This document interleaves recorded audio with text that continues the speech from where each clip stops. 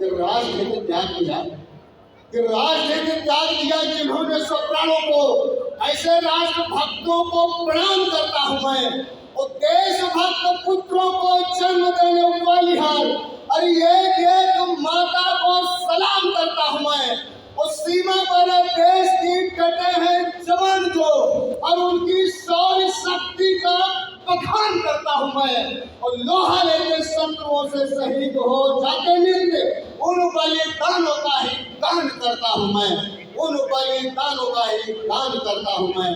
चार पंक्तियां और सुने कि जीने का शरीर होता उन जाबाजों को प्रणाम करता हूं जो देश की सीमाओं पर अपने देश की रक्षा करते हैं। उन वीरों के चरणों में नमन करते हुए चल पड़ता हूं कि जीने का शरीर होता शूरता का तेज पुंज, कि जीने का शरीर होता शूरता का तेज पुंज, उन्हें देख ही मुआन मेरु झुक जाते हैं। वोज और शौर्य की कराल पर से और विजय पथ चुनते मर मिट जाते हैं। और थर थर कांपते हरियों के दुष्ट दल, अरे युद्ध है तो जब ये रणभूमि जाते हैं। और काट काट शत्रुओं के सिरों को 1000 बार और काल के भाल पे सलाम लिख जाते हैं, काल के भाल पे सलाम लिख जाते हैं, काल के भाल पे सलाम लिख जाते हैं। जब देश के ऐसे जांबाज सैनिक हो, हमारे देश के ऐसे नौजवान सैनिक हो, ऐसे शहीद हो, ऐसे क्रांतिकारी हो, तब मैं अपने देश के गौरव को प्रणाम करता हूँ और एक शब्द पढ़ता हूँ कि हमारा देश संपाषण का देश नहीं है। तब ओपी वर्मा ने लिखा कि भारत की शक्ति को देश गई चुनौती कोई, और भारत की शक्ति को देश गई चुनौती कोई, ऐसा कोई सूरवीर देश नहीं आज है। और उठाने की भूल किया यदि किसी ने तो जानिए गिरने वाली उस पर गाज है। और टूट पड़ता वीर मां भारती का एक अरियों के तल पर बनकर बाज है। और वरदानशाली और वीरता में आती है, इसीलिए राष्ट्र मेरा विश्व सरताज है, इसीलिए राष्ट्र मेरा विश्व सरताज है, इसीलिए राष्ट्र मेरा विश्व सरताज है। और साथियों, जैसा कि हमारे कार्यक्रम का नाम है एक शाम राष्ट्र के नाम, आइए एक छोटी सी रचना पढ़ते हैं और एक इतिहास की घटना से जोड़ते हैं और एक शहीद को, एक क्रांतिकारी को नमन करते हैं। उस इतिहास की घटना से आप सभी लोग परिचित हैं। इतिहास की घटना वो है जलियांवाला बाग। जलियांवाला बाग, जहाँ एक काले कानून का विरोध करने के लिए तमाम सच्चे राजभक्त इकट्ठा हुए थे, लेकिन एक अंग्रेज अफसर बिना कोई पूर्व सूचना दिए हुए गोली चलवाने का आदेश दे देता है। तमाम हमारे भाई बहन युवा सब शहीद हो जाते हैं। उस क्रांतिकारी जो वहाँ पे देख रहा होता है, 20 वर्ष के बाद दुश्मन के घर में घुसकर बदला लेता है अपने भाइयों का, अपनी माताओं बहनों की मौत का। तब एक चित्र खींचता हूँ और वो रचना आपके समझ पड़ता हूँ कि जलियांवाला बाग की रस्से माथे तिलक लगाता हूँ, कि जलियांवाला बाग की रस्से माथे तिलक लगाता हूँ। अतिशय पावन परम तीर्थ को अपना शीश झुकाता हूँ, जहाँ शांतिपूर्ण सभा में बैठे प्रतिभानर नारी थे, रौनक भेंट के विरोध में आए राष्ट्र के परम पुजारी थे। पर इन सबको ग्रास बनाने पहुंच गया एक हत्यारा था। जनरल डायर नाम था उसका, लंदन का हत्यारा था। गोली चलवाकर निर्दोषों को मौत की घाट उतारा था। और मानवता फीस हो गई वहां पर, सत्य दम से हारा था। मानवता फीस हो गई वहां पर, सत्य दम से हारा था। हजारों लाशें गिरी वहां पर, हजारों लाशें गिरी वहां पर। धरती भी अकुलाई थी और सिसक रही थी भारत माता आसुधार बहाई थी।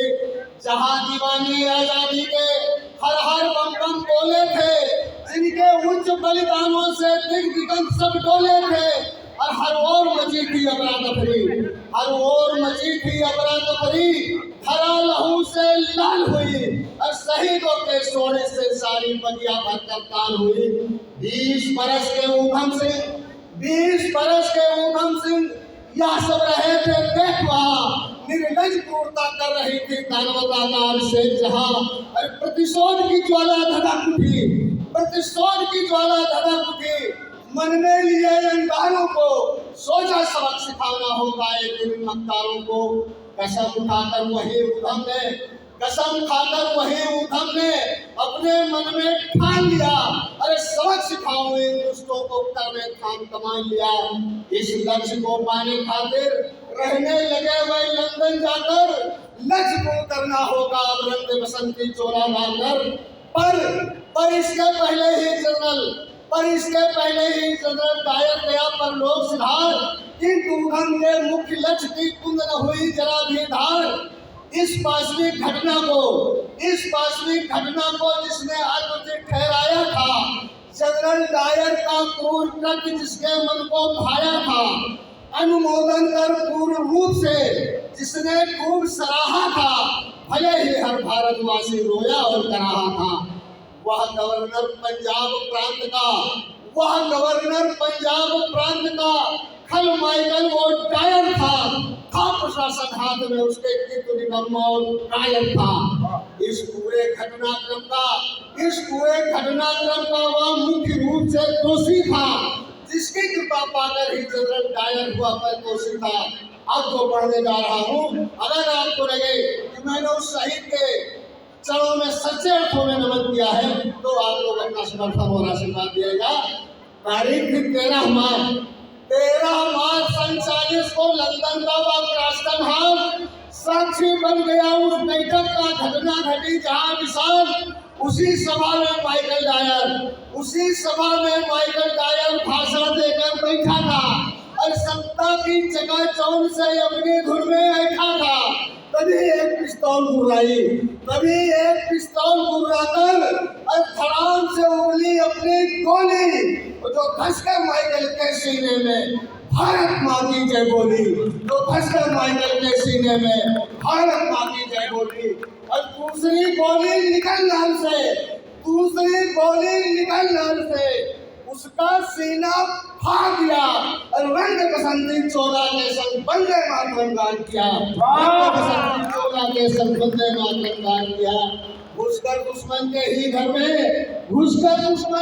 घर में इसने गोली मारी थी और सशक्त मन उस नरनाहर को मौत जिससे हारी थी।